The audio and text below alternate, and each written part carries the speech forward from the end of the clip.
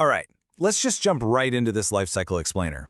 We're going to take you from logging into a totally blank Cisco device all the way to a secure, routed, and fully documented production deployment. Because look, whether you're unboxing a brand new switch or troubleshooting an edge router, having a structured, predictable approach, that's exactly what separates the novices from the pros. Here's the roadmap for this explainer. First, navigating iOS modes, then day one hardening, switching and etherchannel, real-world routing, security and NAT, and we'll wrap up with troubleshooting best practices. So Section 1, navigating iOS modes and mastering the command line. Okay, there are three main modes you're basically going to live in. When you first connect, you land in user exec mode. You'll see that greater than prompt. It's read-only, just looking around. Typing enable escalates you to privileged exec mode, giving you the # prompt and full diagnostic access. But to actually change device-wide settings, you got to type configure terminal to enter global config mode. Honestly, understanding exactly where you are in this hierarchy is like having a compass. To save a ton of time and avoid those annoying typos, you definitely want to leverage the built-in shortcuts. Stuck on a command? Just type the question mark to see all the valid keywords. The iOS literally lists them out for you, so no manual needed. You can hit tab to autocomplete commands like IP address. And my absolute favorite, the do command. If you're buried deep inside configuration mode and suddenly need to check an interface status, just type do show IPN brief. It verifies your settings without forcing you to exit all the way back out to privilege DXC. Huge time saver. Moving on to Section 2, Day 1 Hardening, Securing the Box. This right here is absolutely crucial for bridging the gap between IT and legal. Configuring the message of the day and login banners, it's not just administrative housekeeping, it actively protects your legal rights.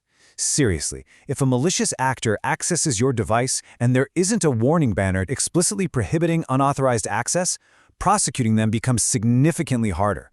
So always cover your bases. The key takeaway here is applying your security settings in a very specific, deliberate order. By doing these steps exactly as laid out, first setting your enable secret, then immediately running service password encryption, you ensure privileged access is locked down and absolutely no plain text passwords ever end up in your startup config. Follow that up by securing the console line and setting an exit timeout to automatically log out idle sessions. And remember, never ever save your config before these are in place. Section 3, Switching and Etherchannel, Building out the LAN. Let's look at a real-world scenario. Imagine a new HR department is moving into the building. Since they handle incredibly sensitive payroll data, the architecture dictates absolute network separation from the rest of the business. But rather than running a totally separate physical network, which is a nightmare, the standard solution is provisioning a dedicated virtual LAN, or VLAN. It's a simple step-by-step sequence to create that logical boundary. First up, we create VLAN 30 and name it HR. Then we dive into the specific interface, let's say Gigabit Ethernet 05. We hard-code it as an access port using switch port mode access. And finally, we drop that port right into VLAN 30. Boom. We've instantly secured HR's traffic on a logical level. Now, to harden those new access ports, we really need to optimize our spanning tree protocol. We'll enable port fast to skip the listening and learning states. That gives us instant forwarding, meaning the HR user's PC connects immediately. But port fast comes with a risk, right? So we pair it with BPDU guard. Think of it as a safety net. If an employee decides to just plug in a rogue switch under their desk, BPDU guard detects the switch as BPDUs and immediately air disables the port. It drops all traffic and keeps your network totally loop-free. And that brings us directly into the core of Chapter 18, etherchannel. Here's a classic scenario for you. What happens when that HR department needs to transfer massive databases to a local server and your single physical cable becomes a major bottleneck? I mean, you could buy a much faster, expensive switch, or you could just use etherchannel. It elegantly solves single-link bottlenecks by bundling multiple physical links into one giant logical pipe. This scales your bandwidth linearly and provides instant redundancy. The best part? It tricks spanning tree protocol into seeing just one link so it doesn't block your extra cables. All right, let's walk through exactly how to set this up. The absolute crucial command at the interface level is channel group, followed by your ID and then mode active. But why active? Well, setting the mode to active tells the switch to use LACP, the Link Aggregation Control Protocol, which is an open IEEE standard. By using active, the switch actively and dynamically negotiates the bundle with the switch on the other end. This means if a physical cable fails or gets plugged into the wrong port by mistake, LACP will dynamically remove it from the bundle, preventing a massive traffic black hole. It's just a remarkably robust way to scale bandwidth while keeping your logical interfaces super clean and easy to manage. All right, Section 4, Real-World Routing. Connecting to the WAN. Let's compare two absolute heavyweights in the routing world. On one hand, you have BGP.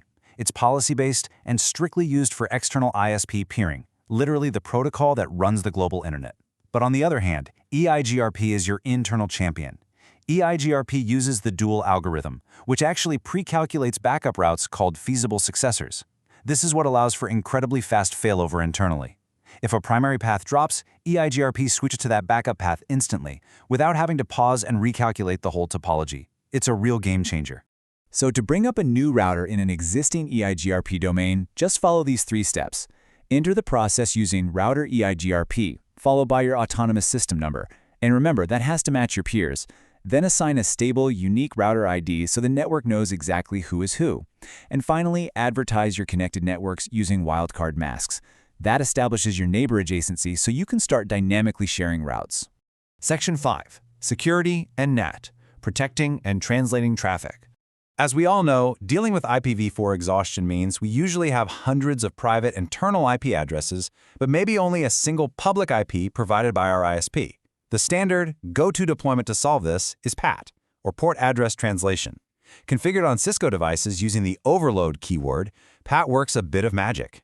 It maps all of those internal private addresses to that one single public IP address. It keeps track of the different outbound conversations simply by assigning them unique port numbers. And here is the real-world configuration sequence for that. First, create an access list that matches the specific internal subnet you want to allow out onto the internet. Second, configure the actual NAT statement pointing it to exit via the WAN interface and, don't forget, appending that overload keyword. Finally, you have to go to your physical interfaces and explicitly tell the router which way the traffic is flowing. You do that by tagging them as IPNAT inside for your LAN and IPNAT outside for your internet-facing connection. Lastly, Section 6, Troubleshooting Best Practices, the Golden Rules. Okay, these are your golden rules to live by. Rely on the big 3 show commands to answer about 80% of your problems. Use debug commands with extreme caution in production, and always utilize ACL filters so you don't accidentally crash the device. Document everything with remarks, and honestly, most importantly, never forget to run copy run start after a successful change, because an unsaved configuration sitting in RAM, it is permanently lost the moment that switch reboots. And that brings us to the golden sequence. You really want to get into the habit of running this exact sequence the very second you log into an unknown device. First, show version to check the OS and uptime. Second, show IP interface brief to instantly see what's physically connected and up. And third, show IP route to understand how the traffic is flowing. Just like that, it instantly gives you a clear mental map of the device's health and topology. Well, we've covered the complete life cycle today, from that initial unboxing to advanced etherchannel deployments, dynamic EIGRP routing, and critical troubleshooting. But remember, a brilliant technical deployment is only half the job. Meticulous documentation is what ensures your network actually remains scalable. So ask yourself, you've secured the box, you've bundled the links, you've translated the IPs, but if you didn't leave remarks on your access lists, what kind of legacy are you leaving for the engineer who logs in at 2 a.m. 3 years from now?